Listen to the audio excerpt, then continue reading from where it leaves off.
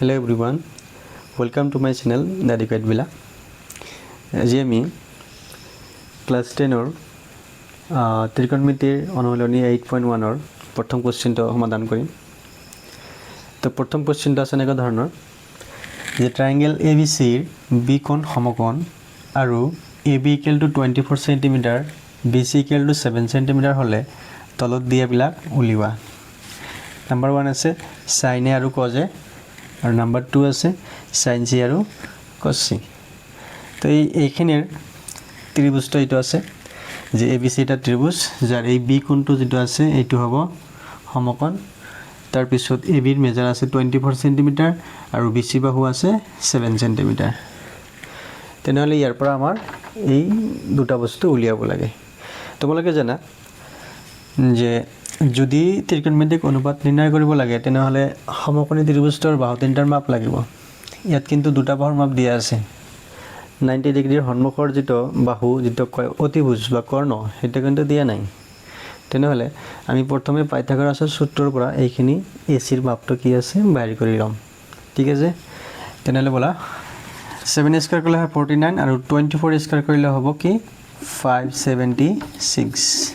सवा 24 स्क्वायर मान की होबो 24 * 24 तो এটা হবো 576 তার উপর রুট আছে এতিয়া 576 আর 49 যোগ করলে কিমান হবো 96 15 এর 5 হবো আর ওটা কিব 7 4 11 আর 1 থাকবো 12 6 625 তোমালোকে জানা 625 মানে কার বর্গ হবো 25 এর বর্গ গতিকে 25 স্কয়ার হবো 625 a স্কয়ার রুট তো ক্যান্সেল করলে কিমান হবো 25। therefore AC হল কিমান 25 ইউনিটটা আসলে সেন্টিমিটার গতিকে ইয়াৰ পৰা দিব কি 25 সেন্টিমিটার হৈ গল। BC বাহু আসলে 7 সেন্টিমিটার, AB হল 24 সেন্টিমিটার আৰু AC আমি পালো 25 সেন্টিমিটাৰ। এইটো হবো 25 সেন্টিমিটাৰ। এতিয়া কোৱেশ্চনত কি আছে sin A আৰু cos A। তেনেহলে ইয়াৰ পৰা আমি sin A আৰু cos A উলিয়াম। তো নাম্বাৰ 1 sin A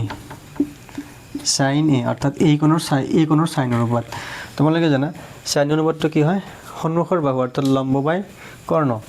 এই কোণৰ সন্মুখৰ বাহু যেটো আছে হেতু কোৱা হ'ব লম্ব, এটো হল BC আৰু কৰ্ণ যেটো আছে 90 ডিগ্ৰীৰ সন্মুখৰ বাহু হেতু হ'ব AC।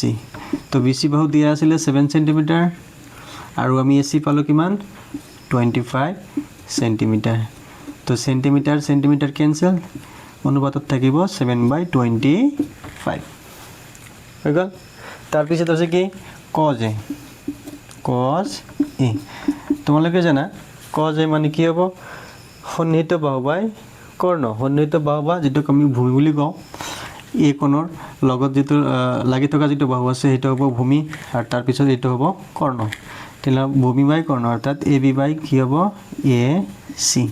AB দি আছিল কিমান 24 সেন্টিমিটার আৰু AC পালো কিমান 25 সেন্টিমিটাৰ। তো ইয়াৰ পৰা পাম কি 24/25। ঠিক আছে, এক নম্বৰটো হৈ গল। এতিয়া আছে দুই নম্বৰটো কি আছে sin C আৰু cos C। চাবা C কোণৰ sin অনুপাত। তো sin মানে সন্মুখৰ বাহু ডিভাইডেড বাই কৰ্ণ নাইবা আমি প্ৰথম আগতে কলো কি যে লম্ব বাই কৰ্ণ। C কোণৰ সন্মুখৰ বাহু হ'ব AB, এটো লম্ব C কোণৰ ক্ষেত্ৰত লম্ব বুলি ক'ব পাৰিম আৰু কৰ্ণটো একে আছে এটো হ'ব AC। তো AB আছে 24 সেন্টিমিটার আৰু AC আছে কিমান 25 সেন্টিমিটাৰ। তো এইটো হ'ব आंसर 24/25।